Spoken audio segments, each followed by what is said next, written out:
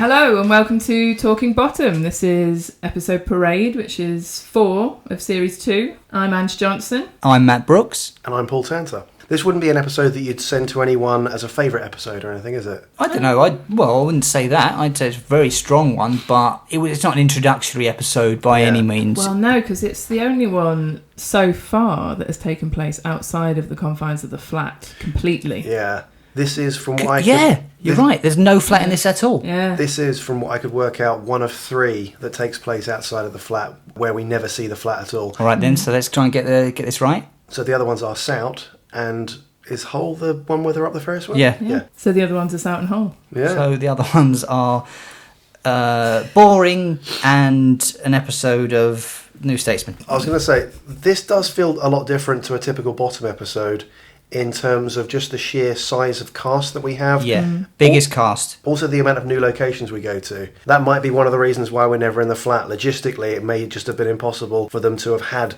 the flat set operating that week. Where would it have fit in the story and the flat as well? Them getting a phone call, do you want to come to a police lineup? That's superfluous. So yeah. But it's interesting that this one takes place entirely outside of the flat. Richie and Eddie never usually fit into society. We never usually see them in society. They're a pair of outcasts. Eddie, you get the impression, is the one who can kind of pass a bit more as a normal person. But in this one, we see them actually out amongst people and in some ways kind of being accepted by people. You know? And this feels like the one where they were trying to introduce the universe a bit more and widen it. We've already met Spud Gunn and Dave, but then you're meeting his mum, and then it is quite literally a parade of other characters, isn't it, that either get screen time or are mentioned at the very least. Well, this is the second appearance of Spud Gunn and Dave Hedgehog. I believe they are the first returning characters, right? Yeah. Anyone want to correct that? So, Apart from Richie and Eddie, Yeah, okay. I think so. And so much so that he even gives a full introduction. Oh, it's Spud Gunn and Little Dave Hedgehog, which is really a kind of reminder for the audience. This episode starts with them being led into the police station by a police constable, who I believe is the first black character we ever see in Bottom. I think so, yeah. Yeah. They don't have many minorities in the show, but it's of its time, I guess. Not claiming any racism at all. It's just I think it's quite the opposite, actually. I think it's purposeful that they've included a black guy as one of the coppers, because obviously it would be more unusual to have that. I think it was purposeful. Interesting though, also called Jenkins. Yeah, second copper by the name of Jenkins. Yeah, it sounds like a copper's name, doesn't it? Now, £8 wasn't a lot of money back then even. That's what they're so excited, they're so happy. So they've been given £8 each to appear in this police lineup. Well, that's why they're doing it, isn't it? I mean, not for any civic sense of duty or anything. No, Richie says because they're responsible citizens, but it's for the £8, and the same goes for when you used to get paid for your blood donations as well. I don't know if we ever did get paid in this country. It's an American thing. No, I think we did. Did we? I have given blood once and didn't get paid. I got a free biscuit. Yeah, I think it went out quite a long time ago. Do you want to do the synopsis? Richie and Eddie are taken to the police station to take part in an identity parade.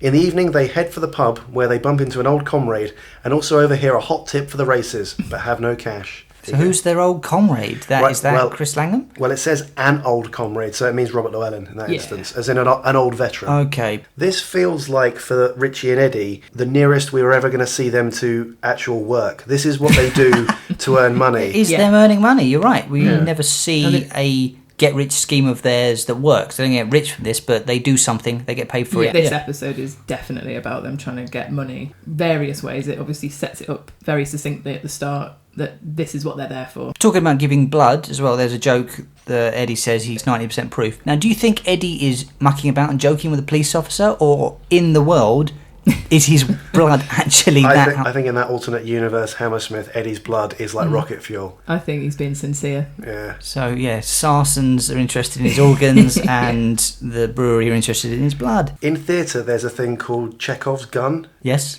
And did you notice in the very first scene when the police officer walks in, introducing Richie and Eddie into the room, he's already holding that truncheon?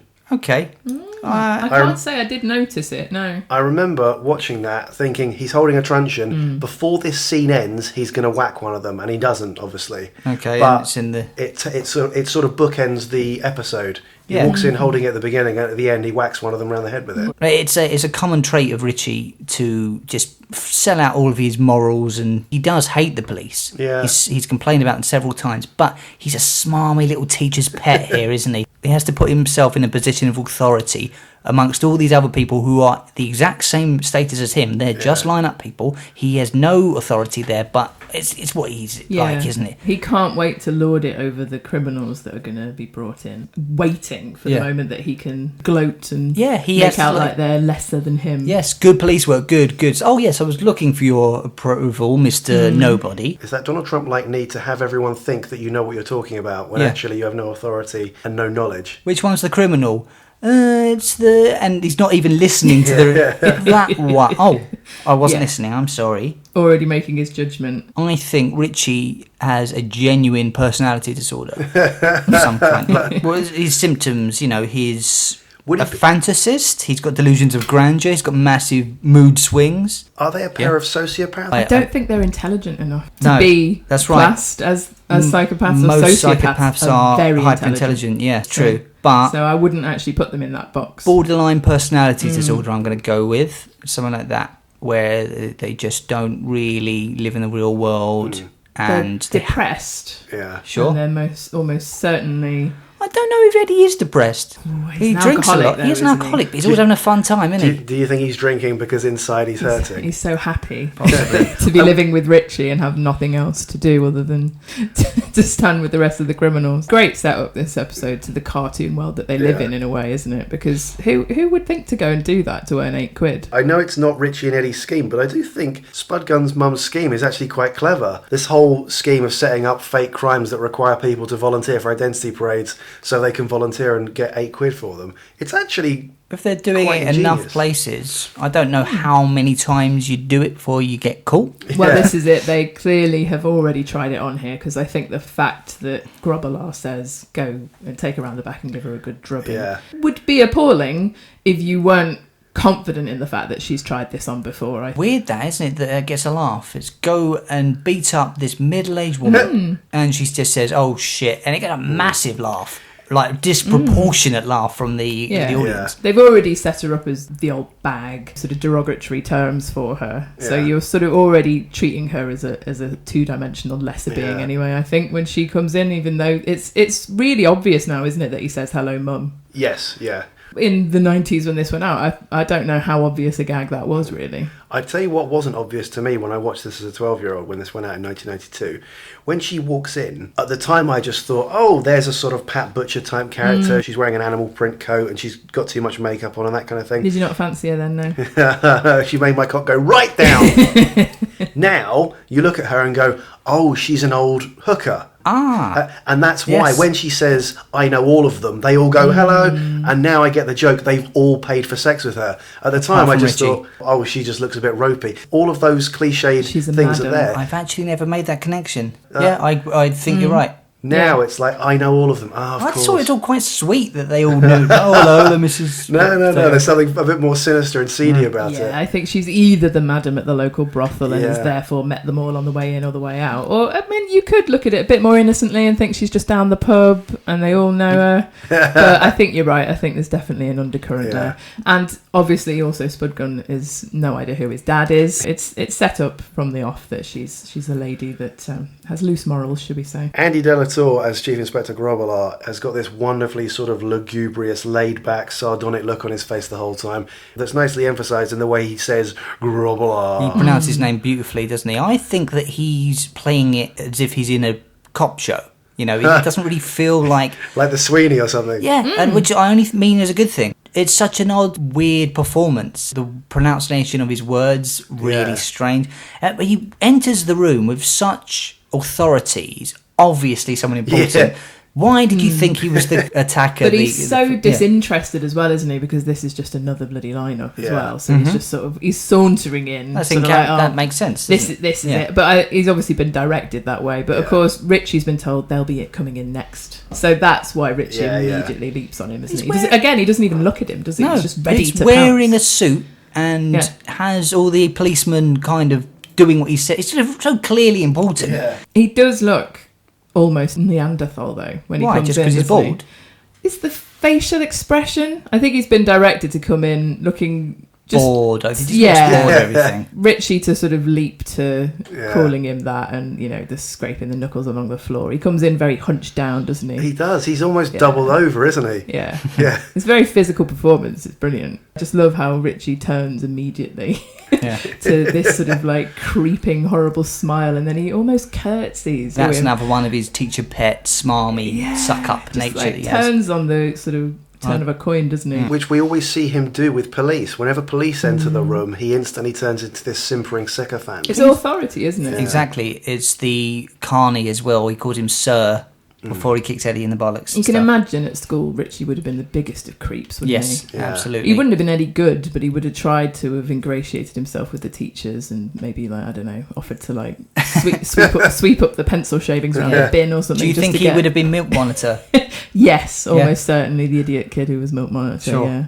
A little bit of a dated reference of the IRA pops up. This put me in mind of Young Ones kind of gags. It felt a little bit political. I know later on in this episode there's a few references to Thatcher and the Falklands, that kind of thing. Yeah, it's a very political episode, this one. Obviously with the cops, it's going to be, isn't it? Like, the setting is the perfect... I think it's written for this episode. Like, that's why they've set this episode up for that. But Bottom never usually goes down that kind of route, so this put me in mind slightly more of the Young Ones. So there's 17 years and then suddenly getting off scot-free. Is that a reference to something? It tickles me. Well, that gag, I never fully got that gag because I thought if you've done 17 years, you haven't gone away That's scot-free. what I thought the gag is. That's the gag. But I think there were quite a few IRA bombers that would have been sent to prison and then somehow sort of let out after however many years on appeal and things like that. It feels like it's referencing something. The line when one of the police says, can we just concentrate on the bag? Well, it's impossible to concentrate on anything else. I remember that clip being shown on BBC Two as an advert for Bottom for advertising the episode. Do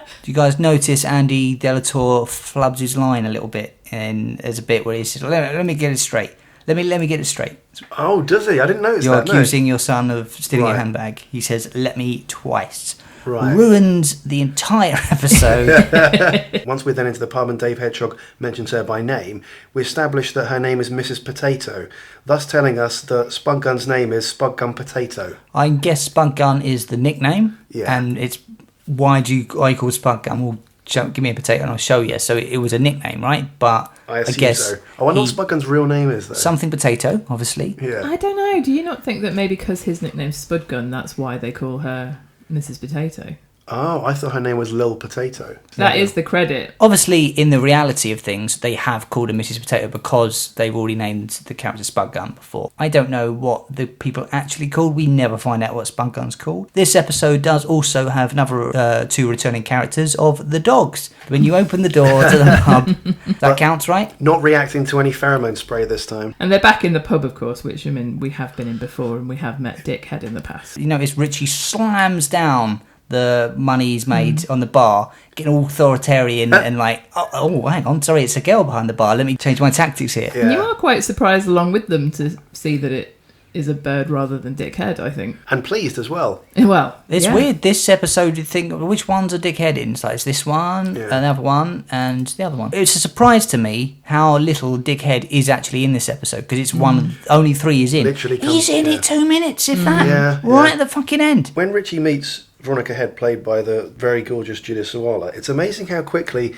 he switches from the usual social outcast, deviant, nervous person that he is to the most confident person in the world who thinks that his terrible chat-up lines are going to work. The only time he's had this kind of confidence before is when he's been wearing something chemical that he thinks is going to affect the woman he's talking to.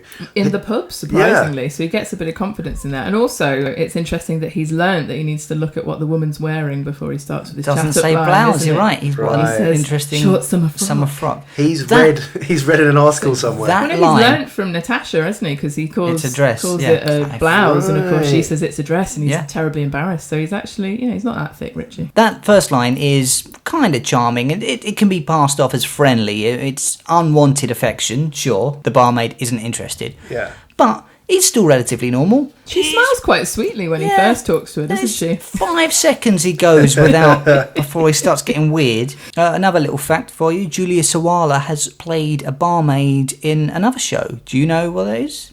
She played an Australian, in inverted commas, because her accent was fucking awful, in Time Gentlemen Please, Al Murray's sitcom, the first series. Yeah, there's a similarity there, because also the guy who is credited as Mr. Man, who's the guy that only had 7p to put on Sad Ken, he's also regular in Time Gentlemen Please. Yeah. Okay. His name is Roy Heather. He plays the character called Pops, who's the old guy in the pub. They're all on YouTube, actually. Well, so Julia Swahala's typecast as a barmaid in sitcoms, although not so much in AbFab.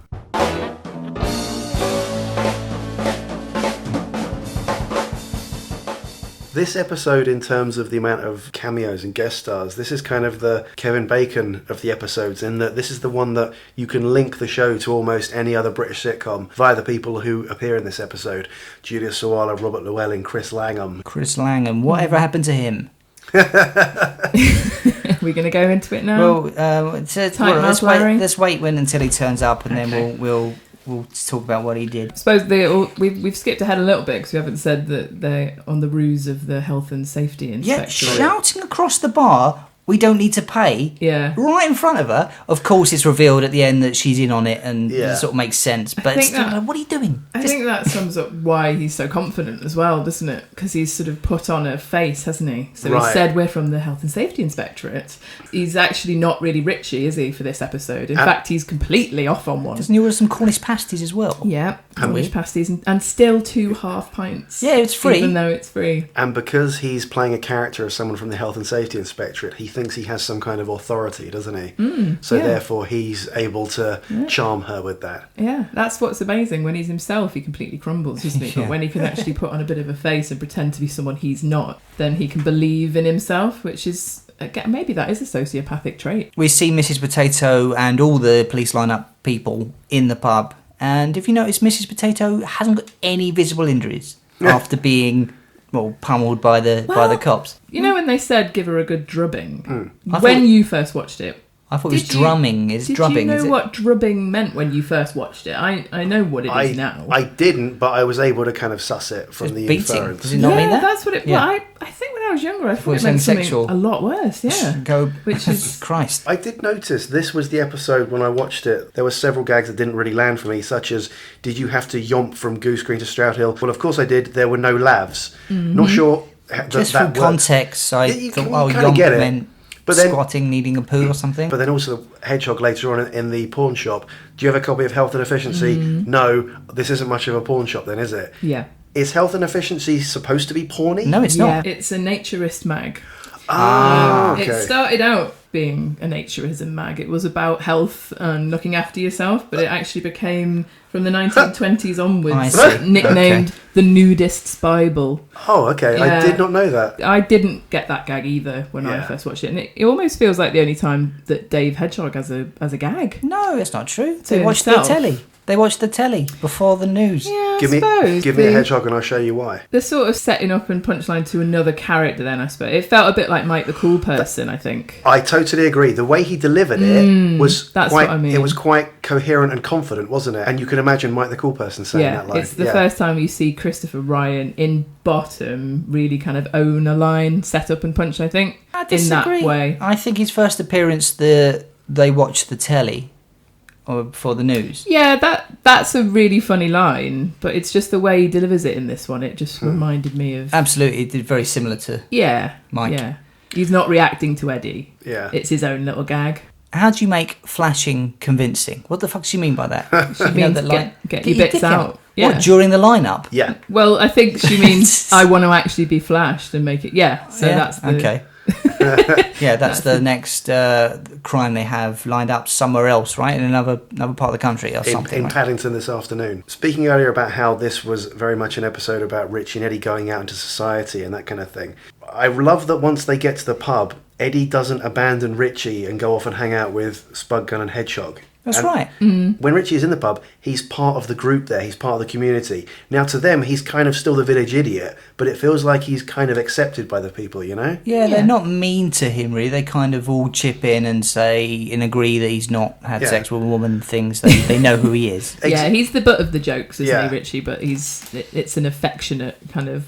Well, look, this is proof he meets someone brand new and makes an enemy straight away. Bit of a niggle for me. When Spudgun goes back to the bar, so you want to get another drink, she's like, oh yeah, same again. He's like, oh, another 3 bottles of brandy, my dear, while holding a bottle of Jameson's and there's a nearly empty bottle of Jack Daniels on the table. So we haven't had any brandy. It's just like, why did they make that mistake? That's such a needless mistake. It's weird. And another thing, I know the beer is now free, but they're returning quite full glasses, aren't they? Yeah, but why didn't you finish the drinks at before? Least half full. Maybe that's part of the ruse, though, because if you only tasted a bit and you're not sure about it, then you want a fresh pint to try. Another 4 pints, yeah. So, well, you haven't had 4 pints because you've had a bunch of half pints. Because if you've ever, not that I ever have, but if you were in a restaurant, you were going to send food back, you can't really eat it all and then say...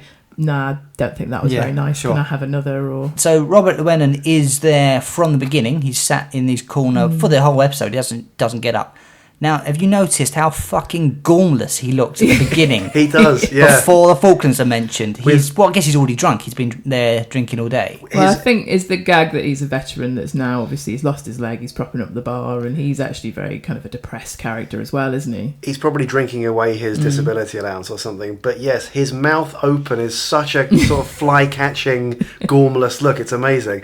Robert Llewellyn has a very rubber face. Mm-hmm. So, he wears a rubber face in the other show he's in. Yeah, but even without the makeup, he's got a very expressive face, hasn't he? For anyone who doesn't know, Robert Llewellyn, he plays Kryten in Red Dwarf, the robot, so you wouldn't recognise him, obviously, but... Do you think anybody doesn't know? I don't know. Maybe not. Maybe you wouldn't. He looks so different voice as well, because he puts on the American accent for Kryten. I think when this episode went out, Rob Llewellyn had already been playing Kryten in Red Dwarf and had probably appeared in Red Dwarf with his own face in the Hudson episode because he appears as a representative from the company that makes Kryten. And that before that. Yeah, so DNA. That's series 4. There was one moment in this episode where I thought he had a Kryten-esque expression on his face, which is when he's unconscious but still in pain and having his leg twisted. And he sort of does that. There's no point doing it. I know what you mean. Yeah. That reaction, the open mouth kind of pain is quite Kryten, weirdly. I like the fact that Richie's fucking contempt for the situation of his lies. You know, he doesn't even know what the word veteran means. He doesn't know what ammo means. Like, what the fuck? This is a great example of Richie yet again going off on his own fantasy, but not being fully knowledgeable about his fantasy. But of course, it starts with him trying to chat up the barmaid, doesn't it? Yeah. Because it's the classic line of, I've not been able to make love properly since the Falklands, was in the it's Falklands. A sympathy vote so he's trying to go for. That's what he's going for, and he obviously hasn't banked on the fact that the guy behind him at the bar is a real Falklands vet. I think by the time he's banging the bar and saying 10 long years, he genuinely believes what he's saying. Well, do you know how long the Falklands conflict went on for? About 74 days. 3 months. Fucking hell. Right. I know.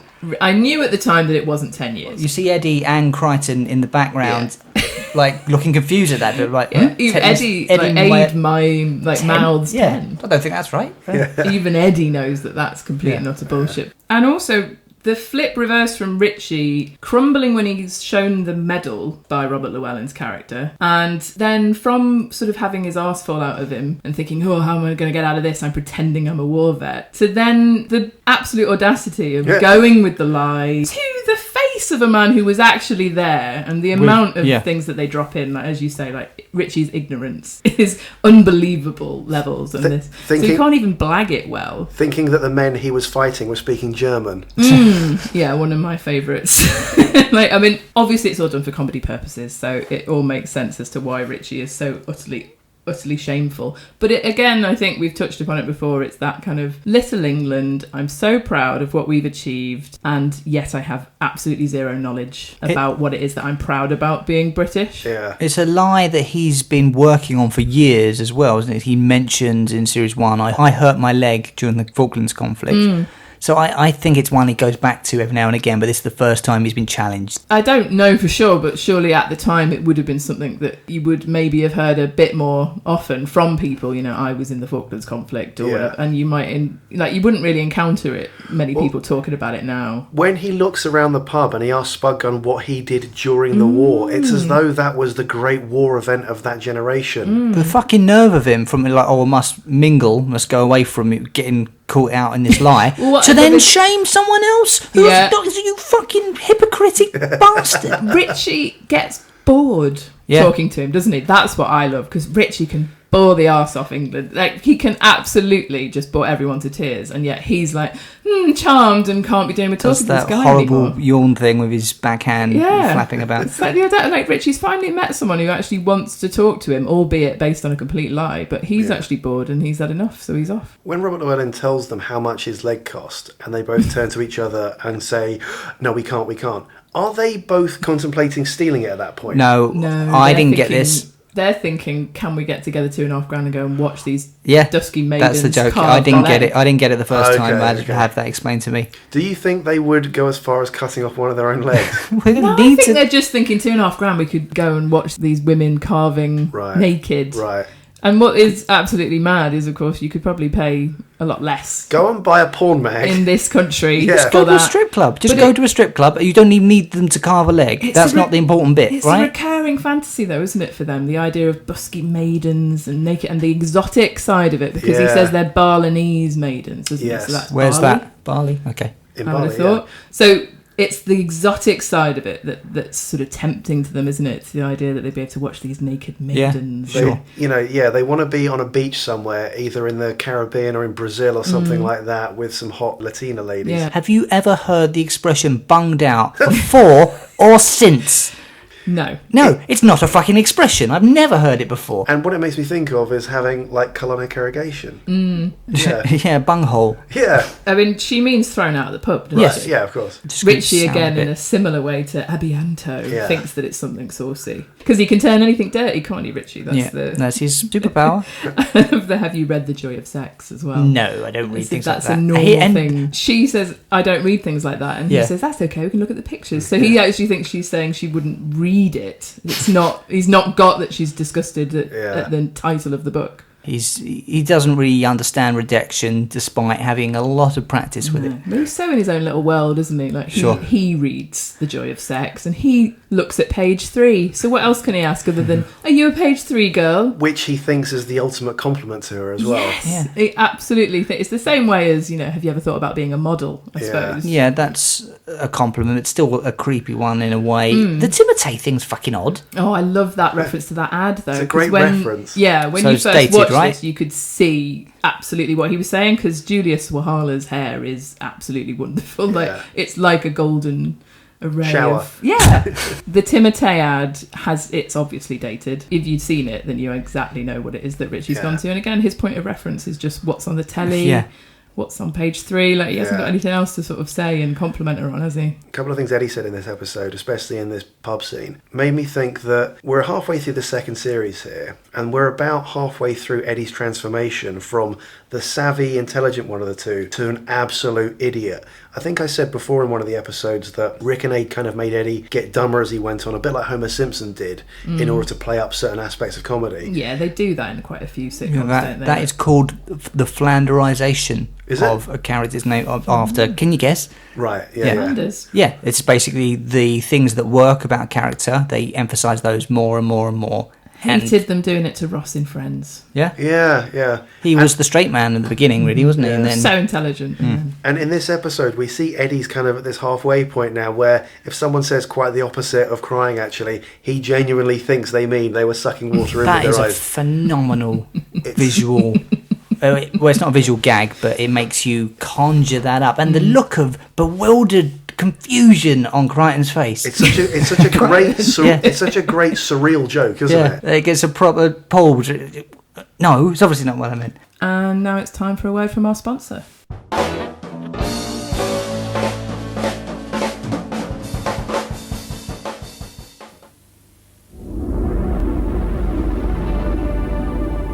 Where better to enjoy a drink that tastes like heaven?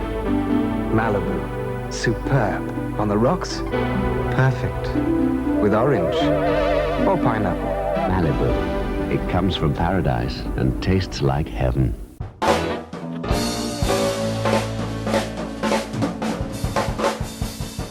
Right, can we talk about Chris Langham now? He burst through the door singing the Bee Gees. Now, this scene was cut from the VHS tapes, which is my main memory of the episode. I've seen the show more on VHS than any other thing. His first appearance in the VHS cut, he just pops up from the floor, having fallen over at this bit, saying like, oh, well, I need something to fall on. Oh, I'm all right. Oh, no, I'm not. Falls back down. But really? Comes from nowhere. Obviously, the reason it's cut is for rights issues for the music. Yes. Which presumably they've gotten round now because on iTunes, when he comes in, he's singing the song. Yes. Is there no cut where he comes in, but they cut the song? No, there is not. He just came up from the floor. That must have been really disconcerting. It's very weird. Like, huh? What happened there? And I kind of didn't have the proper memory of it. I'd seen it on TV once, but then on VHS a lot. And then reading the script books, I'm like, wait, what's going on here? As a kid, I couldn't figure out what had happened. You say it because I watched the VHS before and I think, yeah, you're right. There did used to be this strange pop-up of Tight Mouth Larry that you didn't get the entrance, did you? But that's fascinating that it was that he's singing along to it. Yeah. It's not like they're playing the Bee Gees. There's a bit that's removed from Filthy Rich and Cat Flap, which didn't make it onto the DVDs because of them singing some sort of song. When Chris Langham falls and face plants on the bar, and he does this weird sort of gravity-defying bounce. Yeah. Julia Sawalha just looks so unfazed by it. Do you think she already knew what he was like? I guess so. What, him sort of creeping up? His proclivities. All right, so, what happened with Chris Langham? What did happen with What Chris happened? Langham? So he was in a lot of shows and stuff. Now, maybe I'm mixing my paedophiles together. But did he write a book and they found some stuff on his computer and he said, no, I was researching a book about paedophilia? He did claim that was him. That was why it was on his machine. I didn't follow it that closely, but I do recall that was one of his defence. And yet, this is the defence that worked perfectly for Pete Townsend. Nothing happened to him, and yet Chris Langham got sent away. I read, I think, that he was exchanging texts with a 14-year-old girl, apparently. Okay. Chris Langham is guilty of one thing for sure, but unfortunately so is Stephen O'Donnell and Spud Gunn's mum, which is bad drunk acting. Actors very rarely get it right anyway, but all three of them in this episode are particularly bad. But Chris Langham, who's playing Tight Mouth Larry, the character is acting drunk. The character isn't drunk, is he? Oh, yeah, He's being over the top on purpose. So actually, faultless performance from Chris Langham. So all is forgiven. Did you guys notice that I assume Richie has been lying to everyone about the Falklands for a while, but he encourages Eddie to lie. At this point, he's like, oh, you were there as well, says Robert Llewellyn, and he's like, gives him a little nod. That's Richie admitting that he's lying to Eddie, sort of. He's getting on this with me. That's weird. That's the only time he does it. Anything that's close to that, anyway. And yet, when he's talking about shutting Tucker's finger in the tank door, he's back to believing it, presumably. Yeah. Because the shock of, oh, it's a load of bollocks. What have you done? Do you think Richie has watched a lot of American war films in order to get all of these cliched names of his unit? Joey, Snowy, Corky. Joey sounds like the guy in the unit who gets shot and has a picture of a house that he built back home that he's never going to get to return to see. Always reminded me of the Seven Dwarfs. Joey, Snowy, and Corky. Corky. Ridiculous. Have you noticed that Kryten also starts putting traps into the questions before the Goose Green Shroud Hill stuff? He doesn't get him the first time, but he does.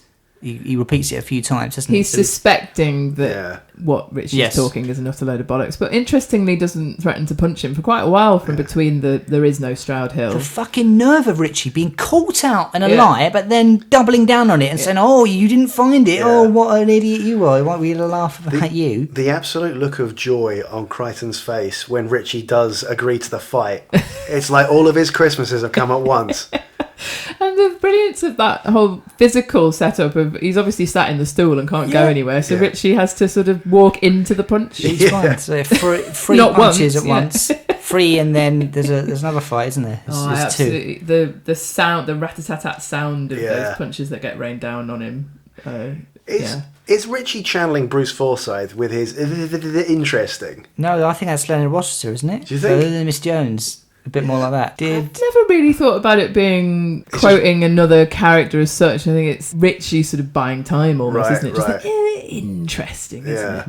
How many times did you used to quote the A, B scenario? Yeah, that's a great one, isn't it? Yeah, that's always use that. The language of that, brilliant. If we're going to break that apart, the first point is, well, it's interesting just because I'm interesting. So, like, no, that's a bullshit argument. And the second point is, well, I don't need it because of how well I've done before. So, you self-congratulating prick. You've done nothing of relevance there. But he's just so confident in himself and his own lies. The words bullshit and pinko, I just thought as a kid were complete gibberish. Yeah. Now, pinko is something to do with communism. I knew bolshi. Bolsheism, I've heard. So it's Bolshevik. Bolshi refers to Bolshevism, but the way he says pinko, I always thought it was pink-o, like there's an O that's pink. Yeah. Well, of course, we all know that a pinko is a brand of handbags. That if you go onto Google, type in pinko, is it really? That's what pops up. It's someone who's left-leaning but isn't a member of the Communist Party. Right. That isn't a member. Yeah, so not a fully fledged signed-up member, but it's someone who's left-leaning and is therefore to not be trusted if you are of a right-wing persuasion. Because he may go on to become a communist, essentially, so don't trust him. You're sympathetic. You're a commie sympathiser. Right, there's a thing that Robert Llewellyn says in response to the opposite of crying, where he says he took Harrison's point single-handed. Now, is that a real wartime event? Is that something that actually happened? I'm assuming there's going to be a hill in the Falklands called Harrison's Point. I went as far as looking onto Google Maps and trying to find Harrison's Point. Couldn't find any reference to it in the Falklands or, of course... Because they refer to Goose Green, which is part of the Falklands. Yeah, that was a famous... But I'm saying if that was an actual war thing that happened, someone taking that thing, that he may then be playing a specific character. Oh, I see. In reality, maybe it's something from one of the other wars. Because they really do their research, Rick and Aid, whether or not they've actually done it because they're writing this episode or they're already so knowledgeable. There are so many military references in this. I mean, did you know what a busby was? I thought a busby was a posh hat, but actually I was thinking a trilby. So yeah, it's a military hat, but it went out just before World War One. It's the sort of fur-lined, almost like what they wear Beefeater style, but slightly it's shorter than that. Oh, right, but it's big. It's quite a big fur-lined hat with like a little red thing on the front. It was actually Hungarian in origin. Interesting. The busby, so a Russian type look. Yeah, absolutely. So it predates the 20th century, essentially, from when it was popular. So the idea of him saying, a couple of the chaps had their busbies on, but they didn't last very long. Is a visual gag if you know what a busby is, obviously. Did you notice what Robert Llewellyn's character's name is in the episode? Mr. N. Styles? Which is a reference to Nobby Stiles, the former England footballer. So there's 2 footballer references in this. Yes, Nobby Stiles and Grobbelaar. Grobbelaar being Bruce Grobbelaar, the former Liverpool goalkeeper. Yeah. I don't know why. There's a weird fan theory about why he's called Nobby Stiles on Wikipedia. Okay, go for it. So this batshit crackpot theory on Wikipedia goes thusly. The names of the Chief Inspector, Grobbelaar, and the veteran, Mr. N. Styles, appear to reference football players Bruce Grobbelaar and Nobby Stiles. Okay, that makes sense. At the time, Grobbelaar was goalkeeper for Liverpool FC and well known for his unorthodox approach to goalkeeping. Okay. Stiles, who, like the veteran, meaning Kryten, presumably was long retired, had displayed his false teeth and the trophy after the 1966 World Cup final, which the veteran's displaying his wooden leg and medal possibly alludes to. What? No. Yeah. Well, what a fucking arduous link. He does. So they do call it his falsie. But I don't think that they would have called him N. Styles because he had a false leg, which would lead to false teeth. The false leg is the same as the false teeth, and the medal is the same as the World Cup. That would be the theory. It was a very famous thing, though, wasn't it? It's Nobby dancing, isn't it? Yeah, so he was one of the 1966 World Cup winning team. He was brandishing his false teeth in one hand and the World Cup in the other. Oh, was he? Okay. While he was dancing, apparently. Look at you showing off your football knowledge. Jules Rimet. Yeah. Googled it today. No, I mean, I'm a big Frank Skinner fan, so the Nobby dancing thing has always been like, oh, what's that? And so I've known. But I wasn't aware of the false teeth thing until me today. neither. I think they've plucked two names at random. They've opened the paper and turned to the sports section and gone, right, we'll take these two names. Possibly, yeah. Yeah. Did you guys notice that Richie mentions that he lost his appendix before he shows the scar? Yes. Yeah, I didn't pick up on that until recently. I just kind of muddied the order up. He says my appendix is up there on the top of Mount William or something. Yes, something like that. I assume that's one of his biggest scars, so he's like, well, I can brag about this. He actually says the appendix are up there, doesn't it? I mean, it's a singular... Well, it's unlike Richie to not know the ins and outs of details. It's a singular organ. It's a singular... Yeah, that's what I was going to say. Is it an organ? It is, but it's a defunct organ. It's an appendage. It's a defunct organ. Appendix.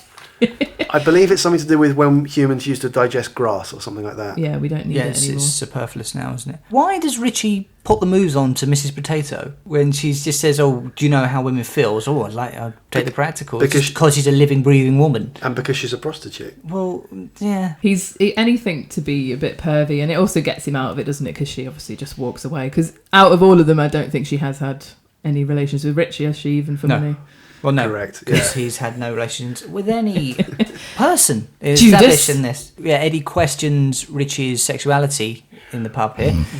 He shows some bi tendencies in this episode by being turned on, having his hand up Kryten's leg.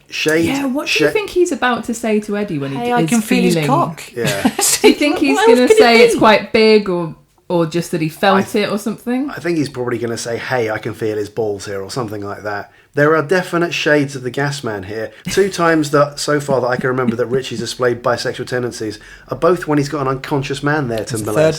The third one. Can you guess? Another thing where they both show some bisexual tendencies or gay tendencies, it's in Break when they want to see Des Lynam naked. Basically, they're just perverts. Yeah. Does this episode have the second instance so far that we've seen of Eddie doing a long string of words?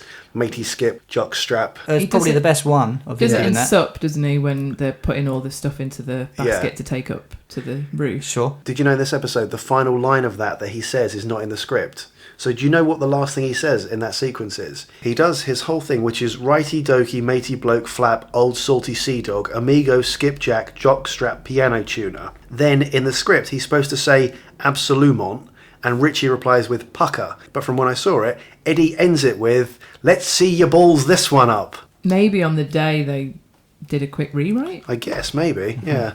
Well, I want to go back to the pub fight. Richie seems quite excited to get into a fight. He's quite brave. Because considering he supposedly can't fight, he's quite keen to get into it. He is. I guess he just sees this guy as not a threat. He's drunk. He's quite small stature and stuff. But he's a soldier. He is. He's a soldier, but a disabled soldier. So, it's something, it's quite bully-like for him to try and fight this guy. So he wants to get in on the fight. So why does he loudly proclaim, hold me back? Yeah. I think what he wants is actually for Eddie to come in and save him from this situation that he's got him in. It's very nervous energy, isn't it? That amazing thing that Rick Mail does with the wrist punch the heel of his hand, I think you call it, isn't it? The Commander Riker punch. Yeah, we've mentioned that before. Richie is very much like a schoolboy, and every schoolboy, when he's about to get into a fight, wants nothing more than the fight to be broken up and for both people to be held back, but then they can act like they were going to beat the other person up. If only you hadn't got here and held me back, I would have wiped the floor with him. Sure. Kryten's finishing move on Richie. Just calling him Kryten the whole thing. Yeah, okay. Yeah. So when Kryten does the finishing move on him, it really puts me in mind of Popeye. Really? You know what I mean? A punching bag, boxer type thing. It's like he rolled his hand sort of thing. That's sort of how I thought you'd fight as a kid. The noise of it as well is very much like a punching bag, isn't it? Yeah. So then Tight Mouth Larry pops up because he needs someone to hold on to. Another good line. I need to stop this fight because of story reasons. And then he spills the beans about the 3:30 at Chepstow, Sag Ken, 100 to 1. 3:30 at Chepstow sounds so iconic to me now. Yeah. Weirdly, you keep calling him Kryten, and it is hilarious to think of him actually sat there in the corner as Kryten. Have you seen, recently on a few kind of Facebook fan groups, there was a Red Dwarf one that said, would you like to see a crossover between any show? And someone mentioned Bottom and Red Dwarf would be a fun one, and like what would happen if all of those characters were suddenly put together. Like what would you do if Rimmer, Lister and Kryten ended up in the Lamb and Flag or whatever. And obviously lots of people sort of agreed that Richie and Rimmer would be the ones that would get on with each other, and Lister and Eddie would be on a massive pub crawl. I think Arnold Rimmer would look down on Richie. Arnold Rimmer would be glad that he's met the one person in the universe sadder than him. Oh, but what Richie could lord it over him for being dead. Well, yeah, but he's got this military training that he's jealous of, that Richie aspires to, this sort of nobility thing that he's got. Arnold Rimmer is from a good family. The whole point of Rimmer is that he is 0.1 on the ladder, basically. Yeah, right. And Lister is 0, isn't it? But he's like, well, I'm above someone, great. Right. But he's still nothing.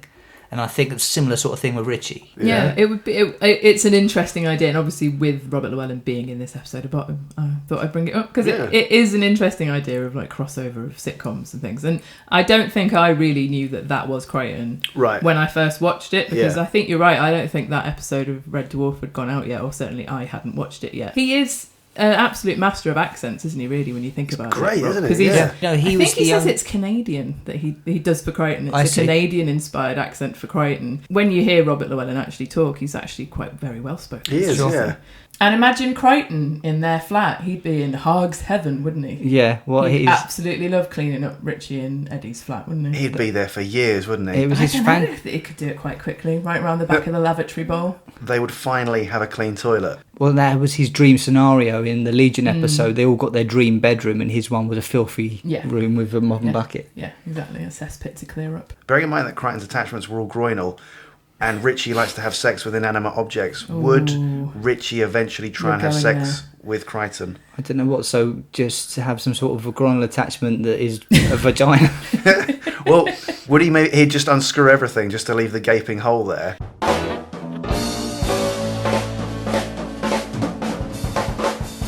Did you guys notice the sign on the wall when Chris Langham leaves? Yes, I did. Yeah, very purposeful. Yeah, it must have been put on purpose. It wasn't just randomly there. It's no to apartheid executions, something like that. Another thing that dates the show in the 90s. It's very bright coloured yellow poster. I thought it's green. I mean, it's a noose. Again, political episode, and I think they're true. That's an opportunity to actually let their kind of true feelings out. I think, isn't it? Talking of this episode being an episode of guest stars and cameos, Rory Bremner is credited as being in the episode. I can only assume he's the racing commentator. I think I've heard that before. Yeah, you can actually tell. I think once you know, because I thought it sounds very Spitting Image commentary. It's one of my favourite bits of the episode. I think just the very nasal commentary that's coming from it. All their hopes are on what's going to happen in this race, and then it's just so smug as well, isn't it? Sort of the third can has been shot. It's the build-up as well of it's very sporting of them to include a 3-legged blind horse. Yeah, and that's the first that some of them react to their tickets then, I didn't know that. Yeah. Oh dear. As a kid, I just thought it was a joke that the horse had to be shot because he'd done so badly. But I didn't even know they literally do shoot horses, put them down. If they're completely beyond... Yeah, if they're completely beyond recovery, he's already blind with 3 legs. There was not a point before this that he was shot. Because he obviously has fallen over, broken another of his 3 legs. He hasn't got many left. It's done so badly, the jockey's life is forfeit as well. It is like a little mini Spitting Image sketch. It really does feel like it. First of all, they need to get some money to put on the horse because they've got this information, and the only thing they know of any value is this wooden leg from Kryten. Conveniently. Yeah. First they go in the toilet to discuss the plan, right? And I find it really weird when Eddie's openly laughing at Richie's penis. It's so... why is Richie not more squeamish about showing it? Why is he not shy? I always found it odd that he's got his glasses off to do it as well. They get a better look. And it's weird when you see Eddie without his glasses, isn't it? Then they nip him back into the bar, grab his leg, grab the wrong leg. Yeah. Brilliant. Yeah. But I must say, probably a little bit of a niggle here. Kryten reacts in pain instantly. As soon as he picks up the other leg, before he's twisted anything, he winces in pain. Just at the leg being picked up. You shouldn't have, one should have just been like a kind of half asleep something. Yeah. The sound effects are fucking excellent. Is your niggle not that he doesn't wake up? That's legit. I like them when they're doing it slowly. It seems more painful, doesn't it? You can also tell straight away that it is a completely false leg, but you know what are you talking about? What do you mean? You can tell that it's a packed leg that he's twisting. You can see it kind of go in towards the join of his thigh. No, it's Robert Llewellyn's very method. He actually turned himself into a robot. I know. I mean, obviously it is a false leg, but it is quite obvious as soon as Abe picks it up. Yeah. What the gag's going to be. Because if you've been eagle-eyed enough, you can tell he's picked up the wrong leg. Yeah, straight away.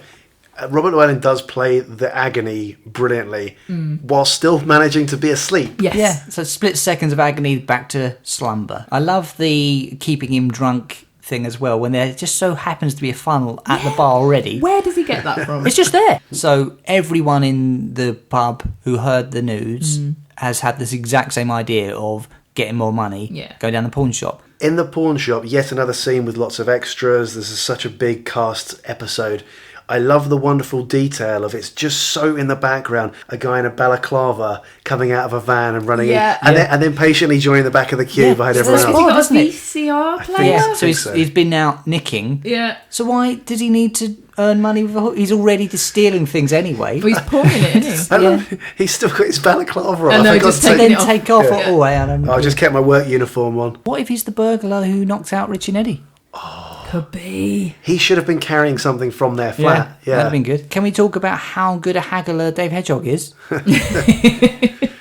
He halves his own amount. He gets lowballed with the TV, and then because Bob's Full House is on. All right, give me a $5 then. Right now, so I want to ask something that's kind of a muddied memory of mine. Who is Harry the Bastard? Because the guy in the betting shop is Ted. Turns out. Now I've got a weird memory of some line where I think Richie is saying Harry the Bastard was the only guy who didn't cry when Bambi's mum was killed. It's not in any of the bottom episodes at all. I've read through all the scripts and things. I've searched for this line. I don't know if it's something that someone's told me and it's bullshit. That doesn't sound like a bottom line. It sounds like comic strip, that sounds like a comic strip or a Young Ones line. It's not Young Ones either. It may be a comic strip thing then. Harry the Bastard, I think, is something that they've used before, but I couldn't pinpoint it. Yeah. Do email in. Yet another Harry in the bottom universe. But it's not actually Harry, because he's Ted. Now, despite not actually knowing him, Eddie does have blackmail photos of him with a Chippendale. I think he is meant to be Harry the Bastard, though, and everyone so. has just nicknamed him that, whether his name's Harry or Ted or not. Yeah. Because he's referred to again in the betting shop, isn't he, of course, by the guy who's only got 7p for his house. It's wonderful how it never occurs to Richie and Eddie to just run away from Robert Llewellyn.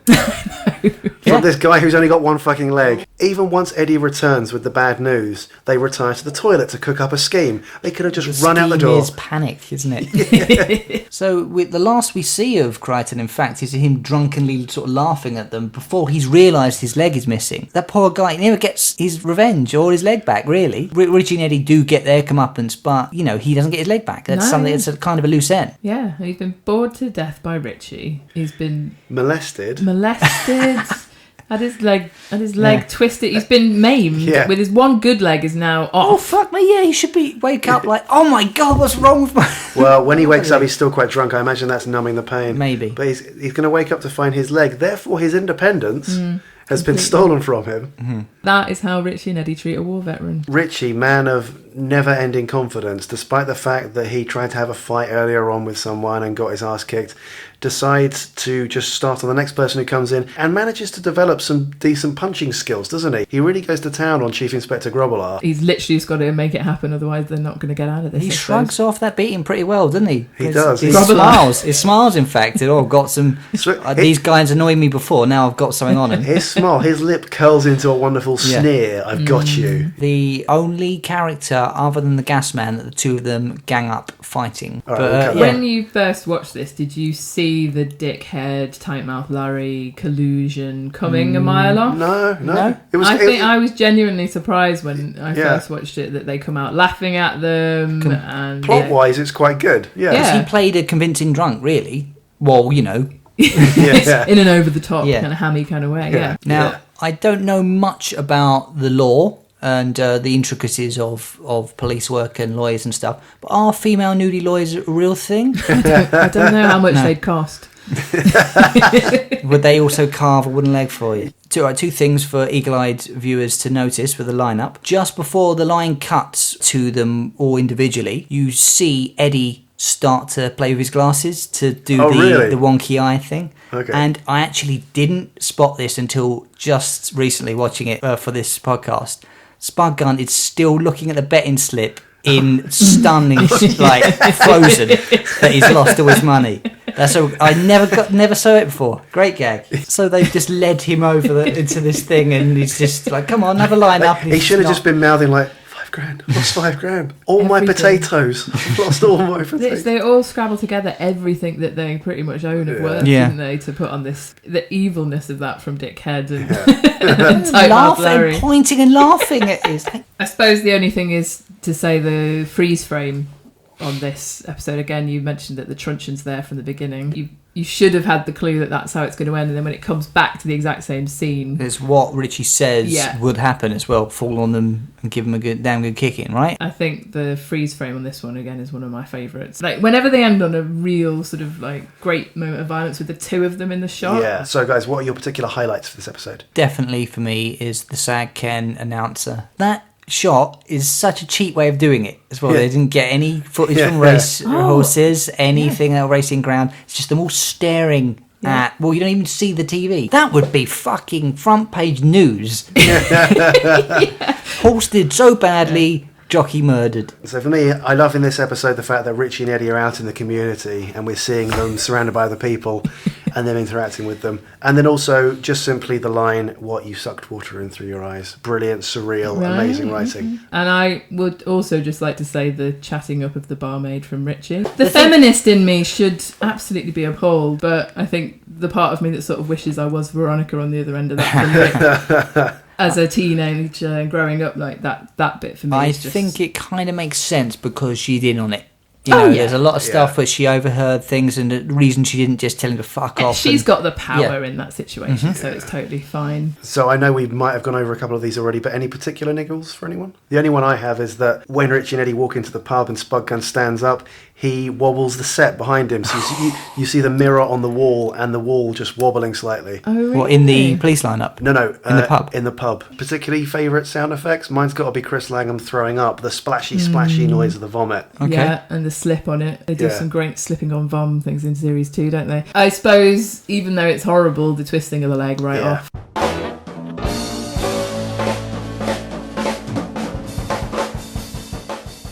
I think it's time for a quiz. Right. Where are we up to in terms of the scores? I think I'm winning, aren't I? Fuck knows. Shall we crack straight on? Have you chosen your fart sounds? That's me. And this is me. Okay, right. That's good. They're distinct. Question 1. I advise you to listen to all of this question before buzzing in, by the way. Okay. How many % proof is Eddie's blood, and how much does he get a bottle? It was Paul. 90% proof, £6 a bottle.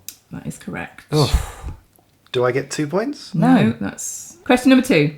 What accent does Richie adopt to reenact the hordes of screaming Argies? Paul. German. That is correct. Yeah. Okay. Which sport is depicted in photo frames behind the bar in the Lamb and Flag? I think that was Matt. Daffodils. Football. Can I steal? You can, because that's incorrect. Is it boxing? It is boxing. I had no idea. Question number 4. What name of Richie's fellow Falklands soldiers is missing from this list? Ginger, Tommy, Spot, Joey, Snowy, Corky, Tucker. Oh, fuck. There is one missing. So is it Johnny? No. Just because it rhymed with Tommy a little bit? I don't know. No, I don't know. It's Tiddles.